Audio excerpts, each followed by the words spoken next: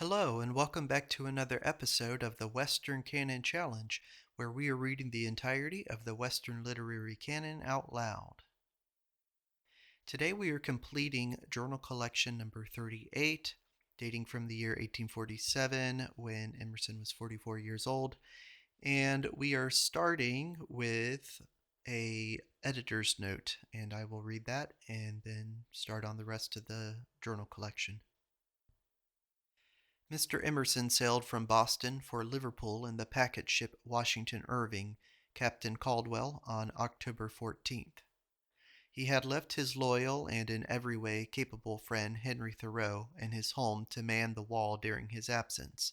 Those persons who have been led to believe that Thoreau was hard and undomestic are referred to his letters to Mr. Emerson in England, telling of the home doings from week to week.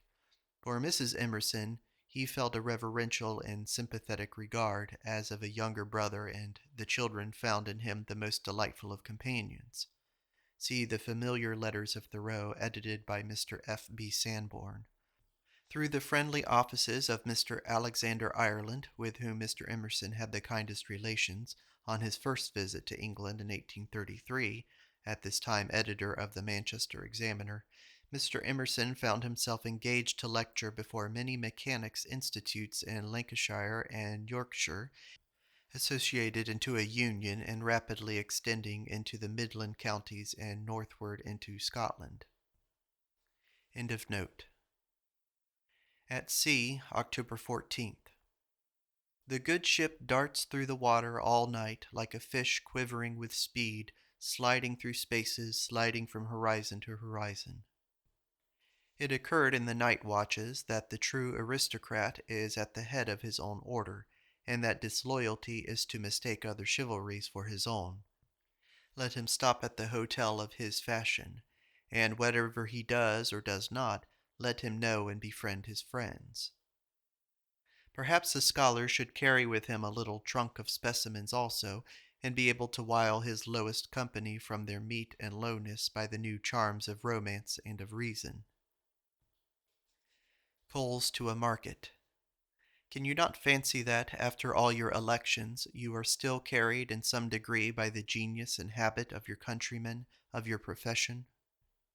There is less of this which you have and know and are, where you are going than you left at home. Ah, is it so? Then an idea leads you and outcalculates your calculations. Well, is there no insurance in that? Can you not say, then, by the leave of God we will arrive? October 18th. In reading last night this old diary of Joseph Emerson of Malden, ending in the year 1736, one easily sees the useful egotism of our old Puritan clergy. The minister experienced life for his flock. He gave prominence to all his economy and history for the benefit of the parish. His cow and horse and pig did duty next to Sunday in the pulpit. All his haps are providences.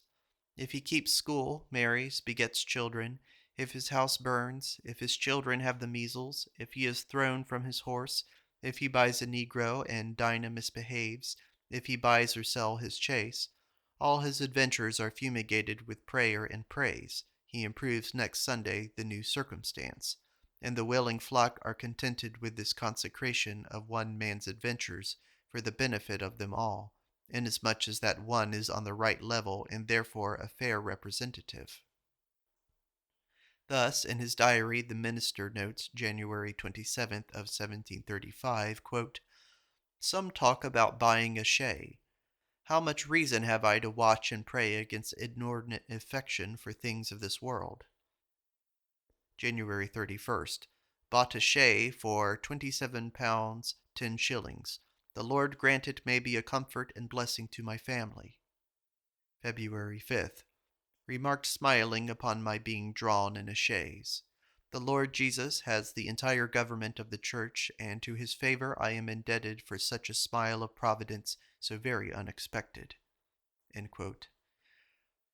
the following March he has a safe and comfortable journey to York, but on April 24th we find "Shay overturned with my wife and I in it, yet neither of us much hurt. Blessed be our gracious preserver. Part of the shay as it lay upon one side went over my wife, and yet she was scarcely anything hurt. How wonderful the preservation! Then again, May 5th, went to the beach with 3 of the children. The beast, being frightened when we were all out of the shay, overturned and broke it. I hope I desire it, that the Lord would teach me suitably to resent this providence, to make suitable remarks upon it, and to be suitably affected with it. Have I done well to get me a shay? Have I not been proud or too fond of this convenience? Do I exercise the faith in the divine care and protection which I ought to do? Should I not be more in my study, and less fond of diversions? Do I not withhold more than is meet from pious and charitable uses?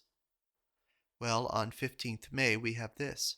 Shay brought home, mending cost 30 shillings, favored in this respect beyond expectation. 16th May, my wife and I rode together in the shay to Rumney Marsh. The beast frighted several times. And at last we have this record. June 4th, disposed of my shay to the Reverend Mr. White. Another circumstance appears from all the names in the diary, that the leading families in New England seem chiefly descended from some clergymen of that time, as Hancock, Lowell, Sewell, Bulkeley, Chauncey, Forbes, Walter, Parsons, Greenleaf, Thatcher, Oxenbridge, Barnard, Coleman, Green, Foxcroft, Tappan. Religion. The Catholic religion respects masses of men and ages. If it elects, it is yet by millions, as when it divides the heathen and Christian. The Protestant, on the contrary, with its hateful private judgment, brings parishes, families, and at last individual doctrinaires and schismatics, and verily at last private gentlemen into play and notice, which to the gentle musing poet is to the last degree disagreeable. This, of course, the respective arts and artists must build and paint. The Catholic Church is ethnical and every way superior. It is in harmony with nature, which loves the race and ruins the individual. The Protestant has his pew, which of course is the only first step to a church for every individual citizen, a church apiece. England. And then there's an untranslated passage from Virgil in the Aeneid, and then 2 untranslated German quotations here, and then a very long untranslated passage of French from someone named Alfred de Vigny. And then follows an editor's note. During the visit to England and the voyages to and fro, Mr. Emerson, as far as travel engagements and hospitalities allowed, recorded as usual in his journal the thoughts which the days brought. But among these he jotted down notes of travel and of acquaintances and friends, old and new, that he met, mechanics, manufacturers, men of letters and science, noblemen, also of the events of that period of unrest in England and revolution in France. Unfortunately for the editors, these entries were scattered through 4 books with little regard to chronology, and sometimes repeated with more detail and different connection. We have selected and arranged the matter as best we could. It should be said that the same extracts from these journals were incorporated by Mr. Cabot in his memoir, and that some were used in the notes to the centenary edition of the works. Yet it seemed best to us to keep them here. Of his friend Mr. Ireland, who came from Manchester to welcome him as he stepped on the dock at Liverpool on Saturday, October 22nd, Mr. Emerson said, quote, Alexander Ireland approves himself the king of all friends and helpful agents, the most active, unweariable, and imperturbable. His sweetness and bonhomie in an editor of a polemic and rather influential newspaper is surpassing. I think there is a pool of honey about his heart which lubricates all the parts of his system, all his speech and expression with fine jets of mead. His good humor is absolutely comic. End quote. Mr. Emerson rested in Liverpool over Sunday, heard James Martineau preach, and took tea with him. Mr. Ireland put a welcome missive into his hands. End note. I found at Liverpool, after a couple of days, a letter which had been seeking me from Carlyle, addressed to R.W.E. on the instant when he lands in England. conveying the heartiest welcome and urgent invitation to house and hearth. And finding that I should not be wanted for a week in the lecture rooms, I came down to London on Monday, and at 10 at night the door was opened to me by Jane Carlyle, and the man himself was behind her with a lamp in the hall. They were very little changed from their old selves of 14 years ago, in August, when I left them at Craigenputtock. "Well," said Carlyle, "here we are, shovelled together again." The floodgates of his talk are quickly opened, and the river is a plentiful stream. We had a wide talk that night until nearly 1 o'clock, and at breakfast next morning again. At noon or later we walked forth to Hyde Park, and the palaces about 2 miles from here, to the National Gallery, and to the Strand, Carlyle melting all Westminster and London into his talk and laughter as he goes. Here in his house we breakfast about 9, and Carlyle is very prone, his wife says, to sleep till 10 or 11 if he has no company. An immense talker, and altogether as extraordinary in that as in his writing, I think even more so. You will never discover his real vigor and range, or how much more he might do than he has ever done without seeing him. My few hours' discourse with him long ago in Scotland gave me not enough knowledge of him, and I have now at last been taken by surprise by him. He is not mainly a scholar, like most of my acquaintances, but a very practical Scotchman, such as you would find in any saddler's or iron dealer's shop, and then only accidentally and by a surprising addition the admirable scholar and writer he is. Carlyle and his wife live on beautiful terms. Their ways are very engaging, and in her bookcase all his books are inscribed to her, as they come from year to year, each with some significant lines. His brother, Dr. John Carlyle, has ended his travels as a physician to the families of the Duke of Buccleuch and Countess Clare, has retired on some sort of pension, and lives near them in lodgings, a bachelor, and is a good scholar on his own account. I see that I shall not readily find better or wiser men than my old friends at home, and though no mortal in America could pretend to talk with Carlyle, yet he is a unique here as the Tower of London, and neither would he in any manner satisfy them or begin to answer the questions which they ask. I had a good talk with Carlyle last night. He says over and over, for months, for years, the same thing, yet his guiding genius is his moral sense, his perception of the sole importance of truth and justice, and he, too, says that there is a properly no religion in England. He is quite contemptuous about Kunst also in Germans or English or Americans. Carlyle's realism is thorough. He is impatient of a literary trifler. Actors and actresses all mad monkeys. He saw Rachel in an impossible attitude and learned that she could stand so because her dress was loaded with lead, and he despises her ever since. The English Parliament with its babble he denounces. His sneers and scoffs are thrown in every direction. He breaks every sentence with a scoffing laugh. Windbag, monkey, donkey, bladder. And let him describe whom he will, it is always, "Poor fellow," I said. "What a fine fellow are you to bespatter the whole world with this oil of vitriol." "No man," he replied, "speaks truth to me." I said, "See what a crowd of friends listen to and admire you."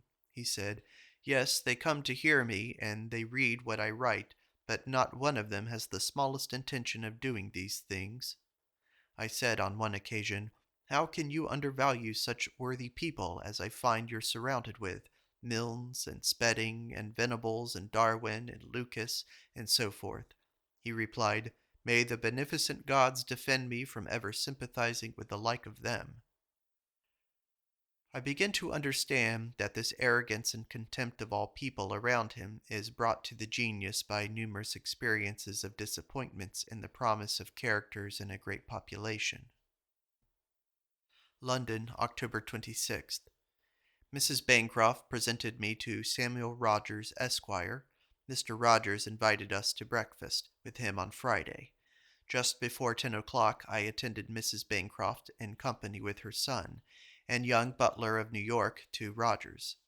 I suppose no distinguished person has been in England during the last 50 years who has not been at his house, so that it has the prestige of a modern pantheon.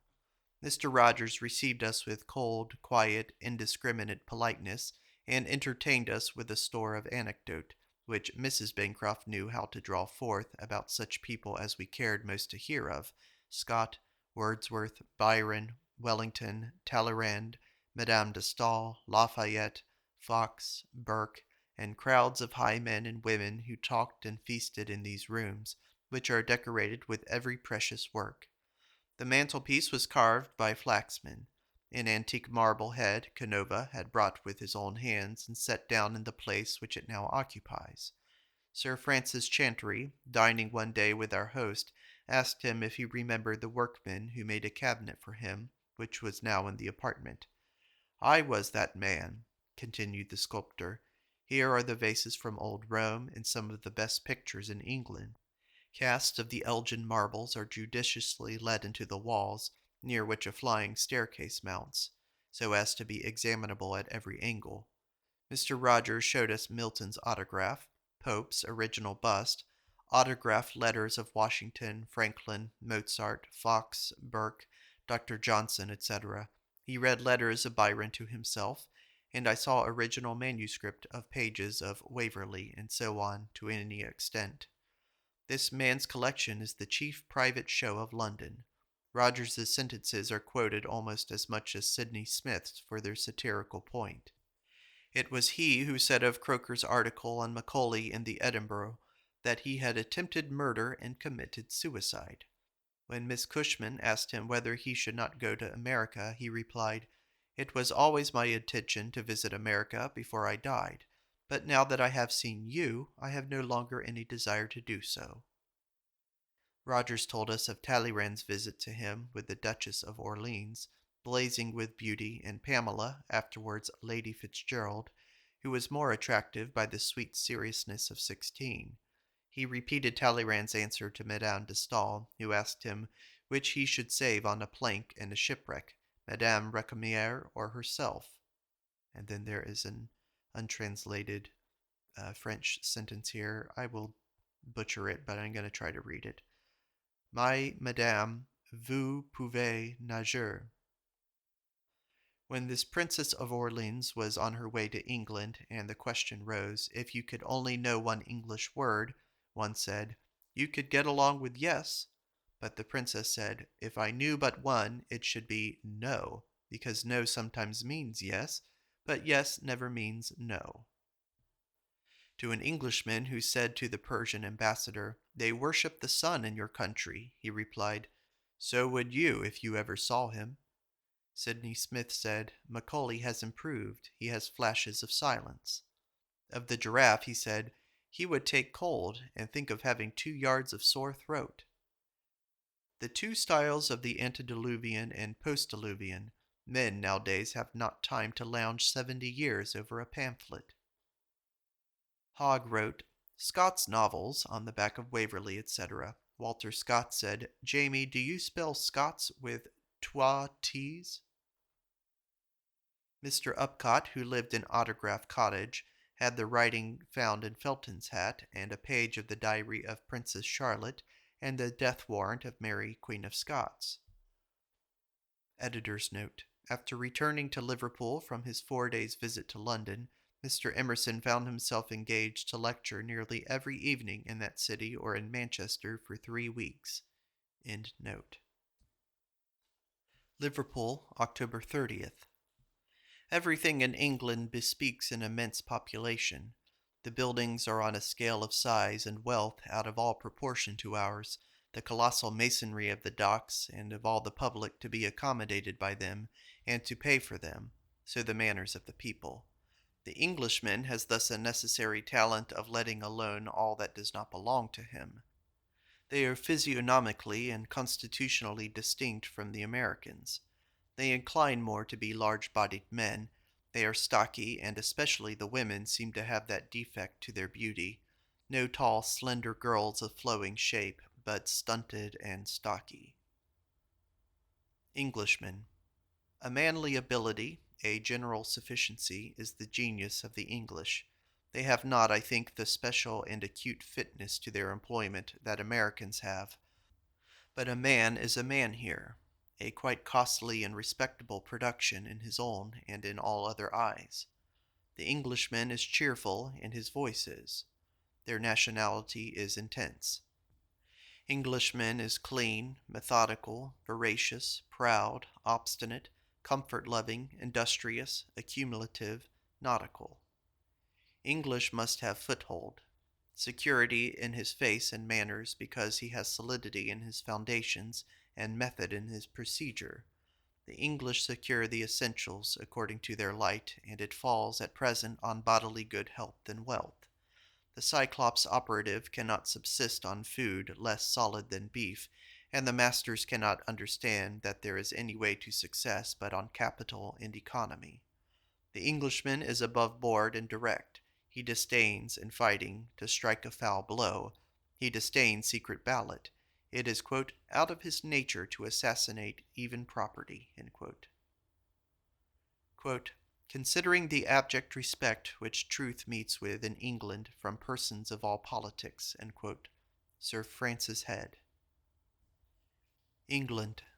Quote, Lord Clarendon has pluck like a cock and will fight till he dies, but Peel has that damned smile. End quote. Patience, an eminent English virtue. Quote, I bequeath my patience to Mr. R. Peel, end quote. And Peel, the sublime of mediocrity, has come to be the model man of England. All we ask of any man is that he should thoroughly like his own way of life. That Gounod of Tournament, when Coeur de Lion appeared under an umbrella, cost £100,000. Two styles of dress, the tortoise style and the supple or becoming, but the former, wherein the man speaks out of his building, suits English manners well. My little Edie costs me many a penny. Woman is cheap and vile in England. It rains at every tide at Manchester. Only 3 or 4% of this population are idle. Everybody works in England, said Mr. Rawlins. In Manchester, they attribute the better character of this people for prudence and industry to the universal habit here of dining at 1 o'clock. If they are to go to business again in the afternoon, they say, we shall not eat so much. I wish I had remarked who it was, they said, uttered the quite English sentence, quote, so help me God, I will never listen to evidence again, end quote. England. Among the local objects are horses and hounds clothed all over, and postilions in livery on every span of horses, and mourning coaches covered with nodding plumes, and gigs and carts with little horses of the Canadian breed, and dogs, and sedan chairs, and men dressed in shawls, and they turn their horses to the left hand when they meet, and in Manchester lately there is an order for foot passengers to turn to the right, and escutcheons on the wall for 1 year after death. All life moves here on machinery, 'tis various mill. Most of the differences between American and English referable to dense population here, and will certainly be lost as America fills up. What a misfortune to America that she has not original names on the land, but this whitewash of English names. Here every name is history. Editor's note. During December, Mr. Emerson read lectures in Derby, Sheffield, visited Newstead Abbey, Nottingham, Birmingham, Preston, Leicester, Chesterfield, and Worcester. At first he followed his instinct and his almost invariable custom in America of being independent of private hospitalities. Soon, however, he wrote to his wife, I find many kind friends, and have given up my caprice of not going to private houses, and scarcely go to any other. At Nottingham I was the guest on 4 nights of 4 different friends. At Derby I spent 2 nights with Mr. Birch, Mr. Alcott's friend, and at towns which I have promised to visit I have accepted invitations from unknown hosts. End note. December 10th. I visited from Derby with Mr. W. Birch and Mr. Thomas Tunnelly, Kettleston Hall, seat of Lord Scarsdale. At Derby, All Saints' Church tower and bells. At Nottingham, the castle and Mortimer's Hole. December 11th. I visited Wollerton Hall, seat of Lord Middleton. Willoughby built in Elizabeth's time. In the road between Manchester and Sheffield, I passed through a tunnel of 3¼ miles to Dunsford Station. One man drives the engine there all day through it. Beautiful desolations are these houses. This morning, more than ever, I believe the world is wise, the world and not the individual. Wordsworth knows very little about his quote-unquote ode, has as little to do with that as any reader. If you see the man, you would say, he is not the writer, and would warmly advise him to read that poem. In Plutarch's Placita Philosophorum, I remember someone found the soul in the air circulating, respired and expired by all alike. Yes, wisdom is in the air, and good health gets it all. Ellen Tucker's poetry was very sweet and on the way to all high merits, and yet as easy as breathing to her who wrote. Rich and Poor. The insurance of the first-class carriages in the railway is the parliamentary carriage which goes with them, and the telegraph lines which convey the messages of Rothschild and Lloyd would be surely cut if it were not known that tidings also of interest to the million were vibrating along the same wires. I met Philip Bailey and Henry Sutton at Joseph Newburgh's, Nottingham. December 23rd. Dined at Mr. Swanwick's, Chesterfield, with George Stephenson. 1/4 pound of coke will carry 1 ton 1 mile. December 24th. Met T.H. Gill at Mr. Matthews's, Birmingham. Moseley writes the articles in the Times on the bishops. Alsager wrote the city articles. Jones Lloyd, the banker, writes on trade. No dissenter rides in his coach for 3 generations. He infallibly falls into the establishment. Below this is an untranslated quotation from someone named Jules Lecomte on the subject of wealth. Under this is another couple quotations which I will read, which are in English. Quote, "To be thought more opulent and tasteful, and on a footing of intimacy with a larger number of distinguished persons than they really are, is the great and laborious pursuit of 4 families out of 5, the members of which are exempted from the necessity of daily industry." Lord Jeffrey. Quote, "In this country where poverty is infamous." Sidney Smith. In Leicester, the conversion of the letter H remarkable. An Act of Parliament is an hacked. Use of words. Quote, "The bishops show such a nasty temper."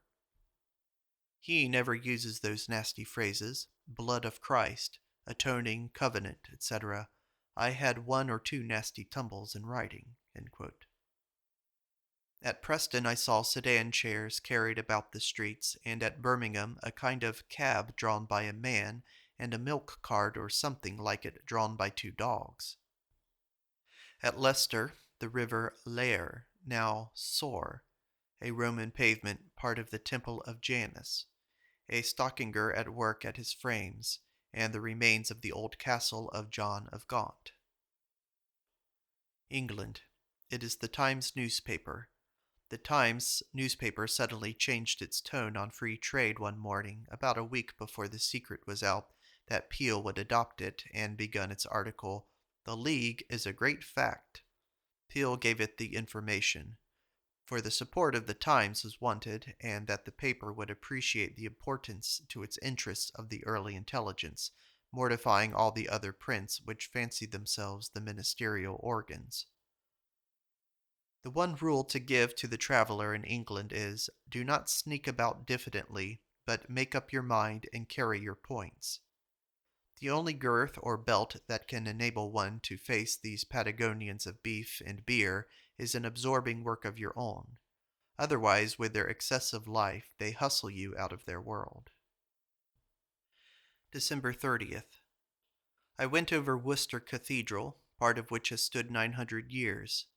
I saw the tomb of King John, of Prince Arthur, son of Henry VII, and especially, and with most delight, some old tombs of crusaders with their mailed legs, crossed in marble, and the countenances handsome and refined as the English gentlemen of today, and with that uncorrupt youth in the face of manhood which I often see here. From the tower I had the fine picture of the Severn for many a mile and the Malvern Hills. But the reason why any town in England does not grow is that it is a cathedral town.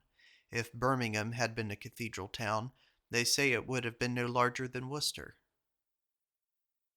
English aristocracy. It is curious to see the overflowings of aristocratical manners and culture in the inferior classes, especially in the coachmen, who see and hear so much from their superiors.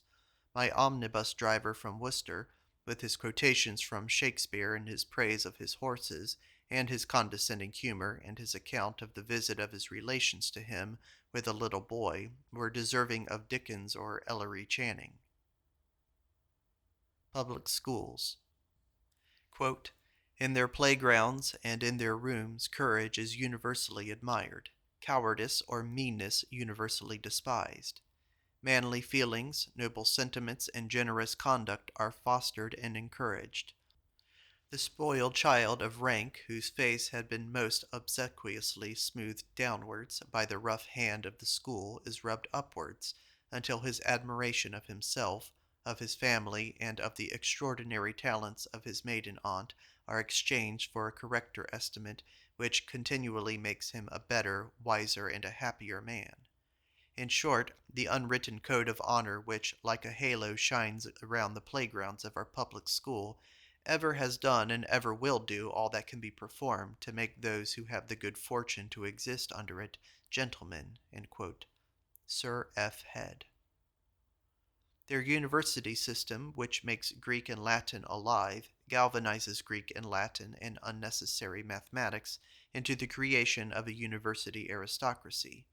So much of their literature and journalism is antiquarian and manufactured. The Greenwich Observatory and Ephemeris, the British Museum, the Lycian marbles, the excavations and monuments from Nineveh, the Crystal Palace, the Arctic voyages, Herschel's catalogue of southern stars are other national monuments of the genius of this singular people. Gibbons's Decline and Fall, the translations of the Greek drama. Wood's Athene Oxyensis is a proper ornament for this England. It is a pasture oak, and Hakluyt and Purchas and Fuller, William of Wykeham. Worthies. Sir Henry Wotton is a good model Englishman, and equal to business or to study, able in both, yet has been as good in any other of 20 ways. Ask him for a counsel, and he can give one. He portrays a man as if he had seen many, and as good as Homer had. Earl of Essex, Duke of Buckingham, were men, and equal to their high fortunes. They were no presidents of the United States. Sir Kenelm Digby, Nelson, Wellington, Samuel Johnson.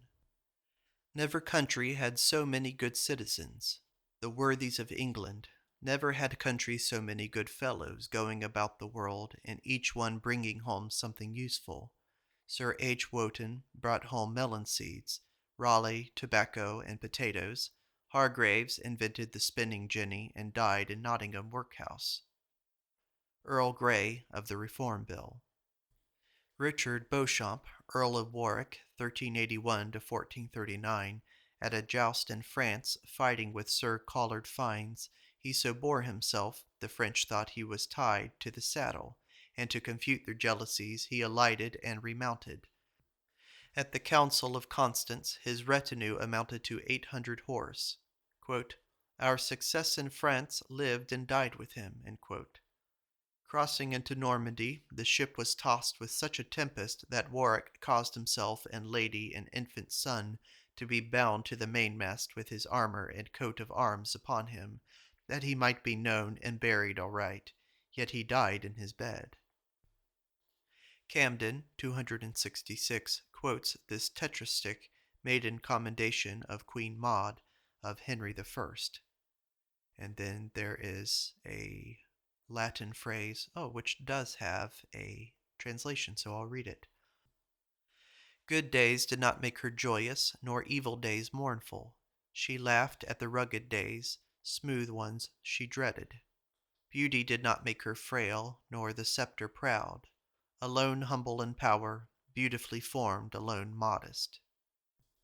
And of Sir Francis Drake, one, Cowley, wrote, Drake, whom the ends of earth through which he wandered knew, whom once either pole saw, if men are silent, the stars shall speak thy fame. The sun knows not how to forget his comrade. Of Empress Maud, daughter of Henry I, wife of Henry IV, Emperor of Germany, and mother of Henry II of England. Well born, still better, wedded, child best, the bones of Henry's daughter, wife, and mother rest. Quote, but in a Protestant nation that should have thrown off these tattered rudiments long ago, after the many strivings of God's Spirit, and our 80 years' vexation of him in this our wilderness, since Reformation began, to urge these rotten principles, and twit us with the present age, which is to us an age of ages, wherein God is manifestly come down among us, to do some remarkable good to our church or state, is as if a man should tax the renovating and re-engendering Spirit of God with innovation, and that the new creature for an upstart novelty. John Milton, Animadversion, Jenks, Volume 1, page 200. Quote, the house of chivalry decayed, those obelisks and columns broke down, that shook the stars and raised the British crown to be a constellation. Once to the structure went more noble names than to the Ephesian temple lost in flames, where every stone was laid by virtuous hands. These made-up people I see everywhere, but as soon as I come upon an intellectual person, I fancy a resemblance to the Americans, but truly intellectualists are of no country. Here is the English reputation of Carlyle. Is it founded on wit? No, but on his revolutionary character, or his setting himself against the mountainous nonsense of the life, and purer and higher had it been if it had not weaved into it brag and conceit. Ruskin, again, and a great school of Protestants have perceived the natural beauty over the conventional, and that which is forever. Carlyle again. Like all men of wit and great rhetorical power, he is by no means to be held to the paradox he utters today.